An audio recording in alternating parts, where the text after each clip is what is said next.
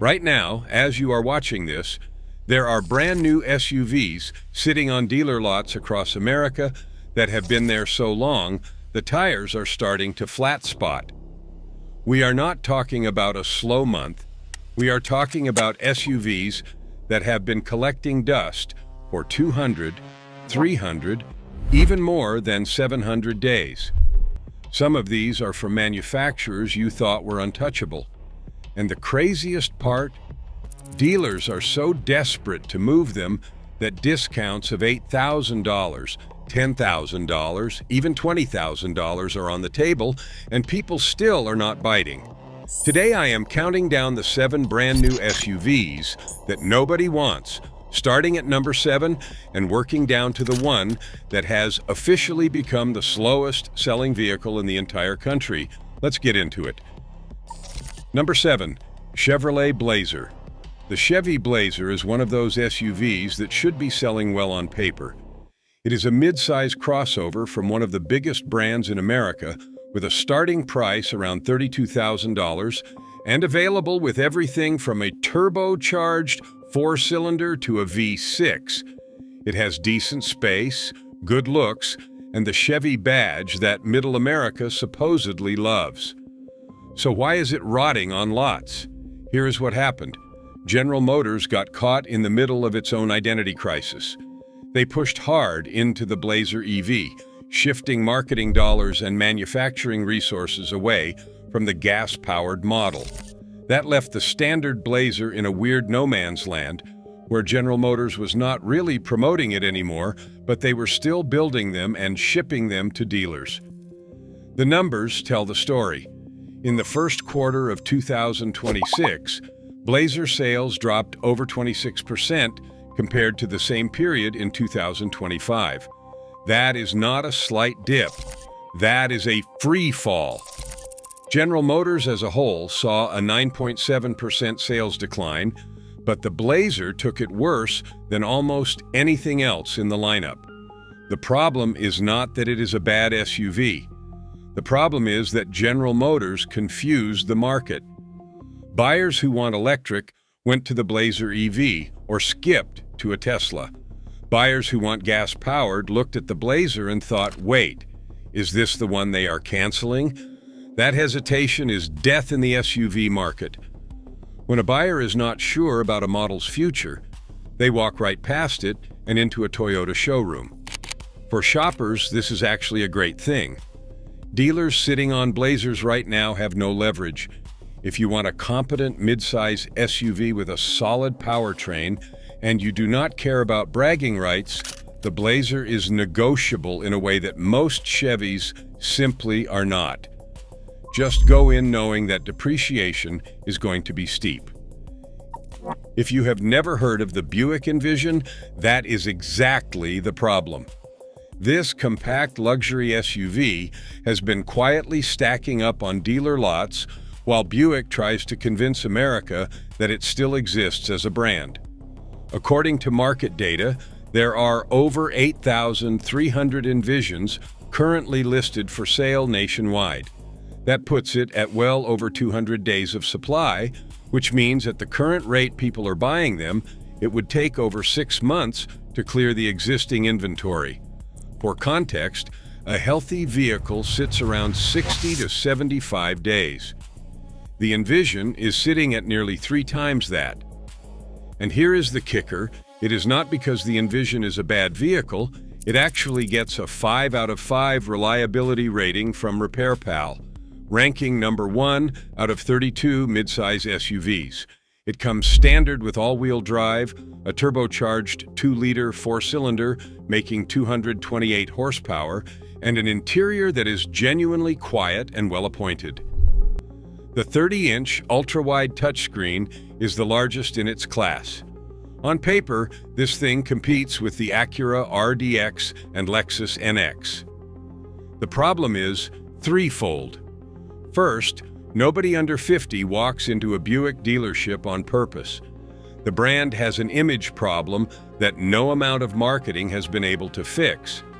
Second, pricing starts at nearly $43,000, which puts it dangerously close to luxury competitors that have far more cachet.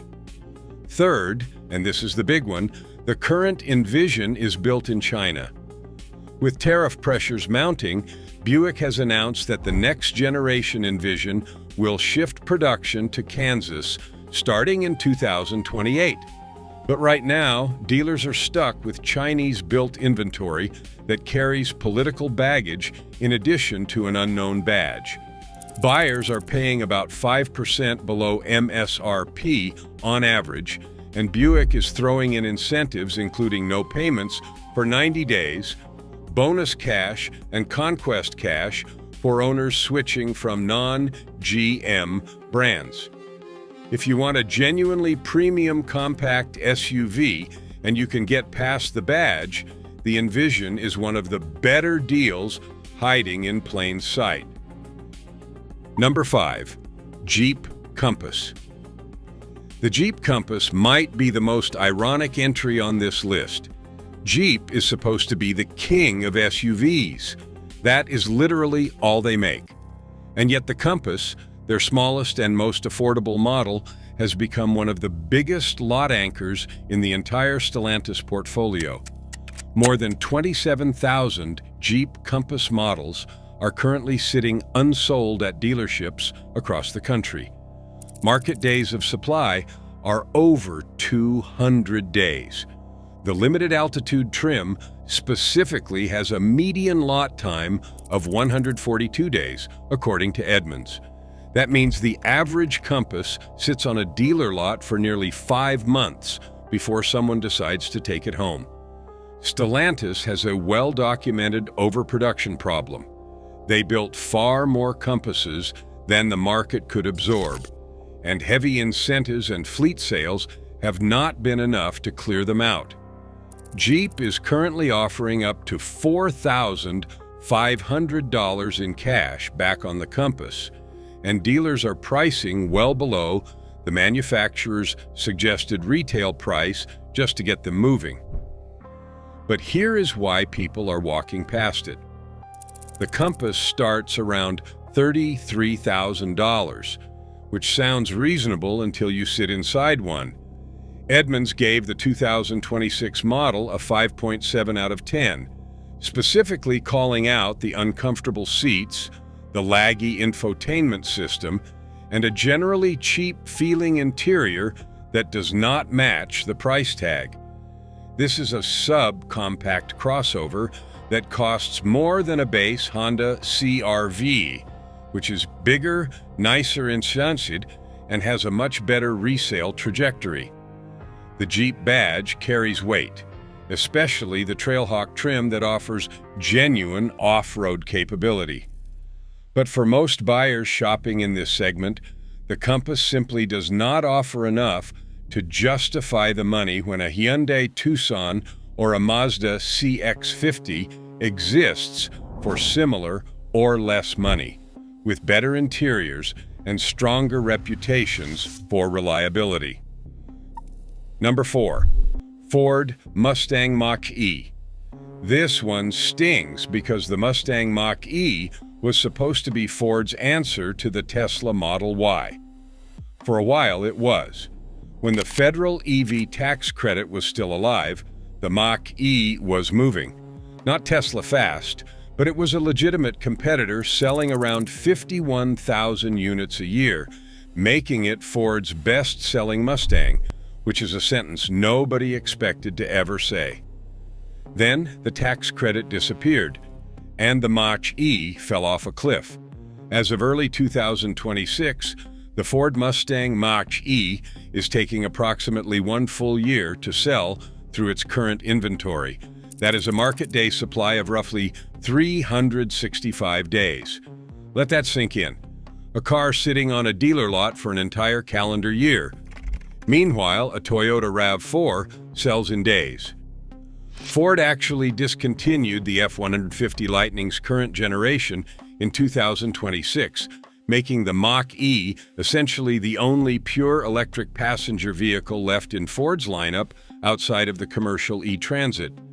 That puts all of Ford's EV hopes on the shoulders of a crossover that nobody is buying. The Mach-E itself is not the issue. It is a good EV. It drives well, it has solid range, and Ford's build quality improved significantly after the rocky first model year. The issue is the market shifted.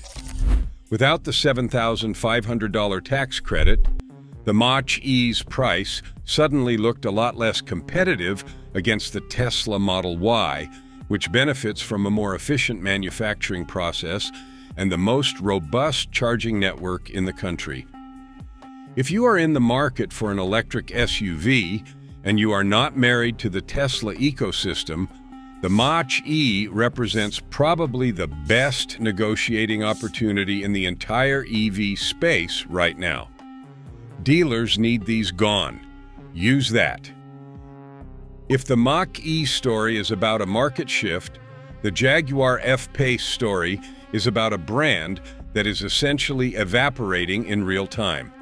The F-Pace currently sits at nearly 300 days of market supply, with over 2,100 units listed for sale nationwide. And that is for what is supposed to be Jaguar's most recognizable and highest volume model. Here is the context that makes this even wilder. Jaguar has not built a new car in over a year.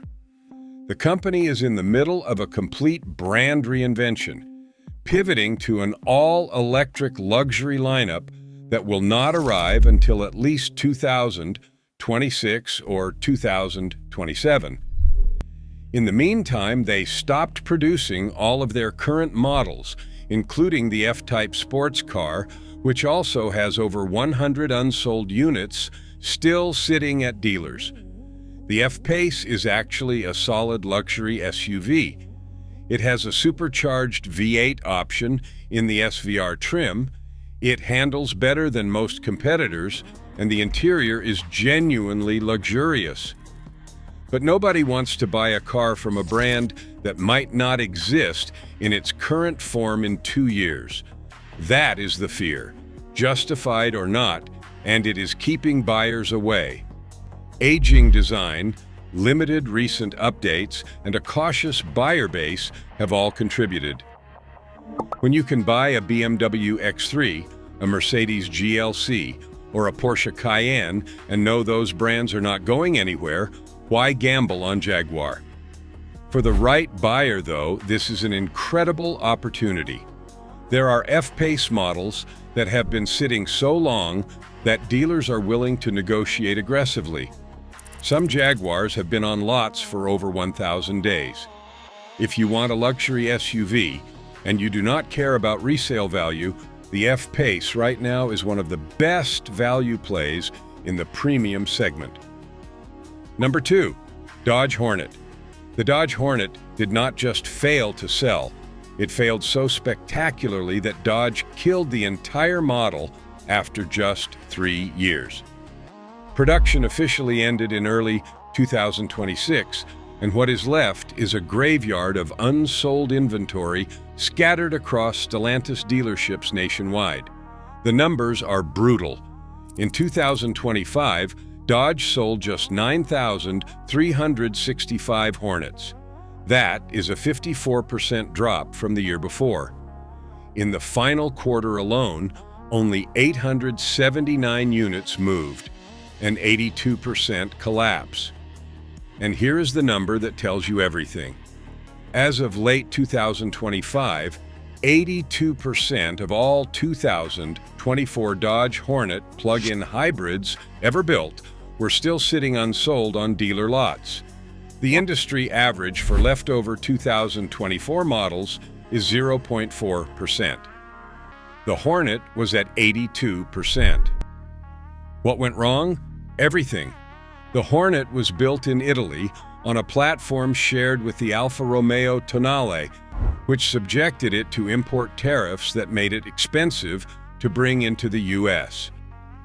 The base GT model started at roughly $30,000, which was competitive, but the RT plug-in hybrid jumped to over $41,000, pushing it into BMW X1 and Mercedes GLA territory, where nobody is going to pick a Dodge.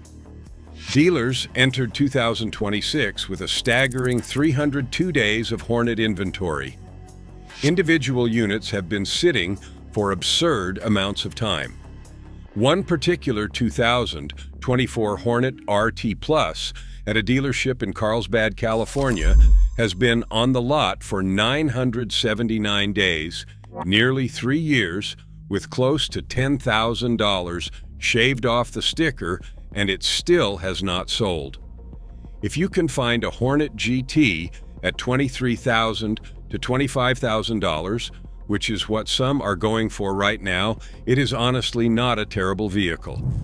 The 2.0-liter Hurricane Turbo makes 268 horsepower, and it is genuinely quick. But the stigma of a dead brand, combined with Stellantis reliability concerns, makes this a risky proposition for most buyers. Number 1.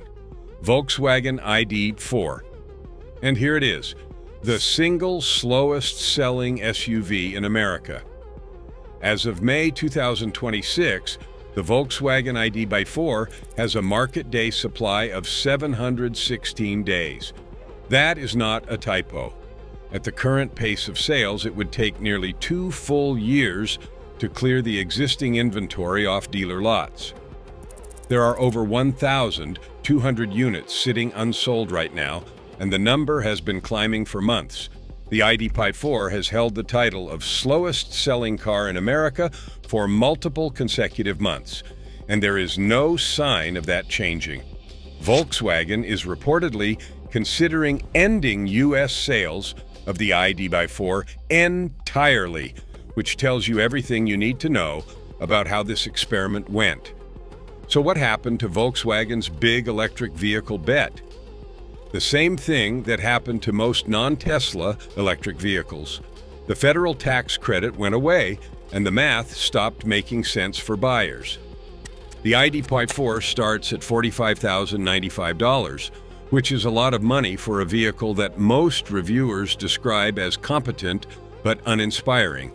It lacks the range advantage of a Tesla, the charging network convenience of a Tesla, and the brand cachet that makes Tesla owners feel like they are part of something.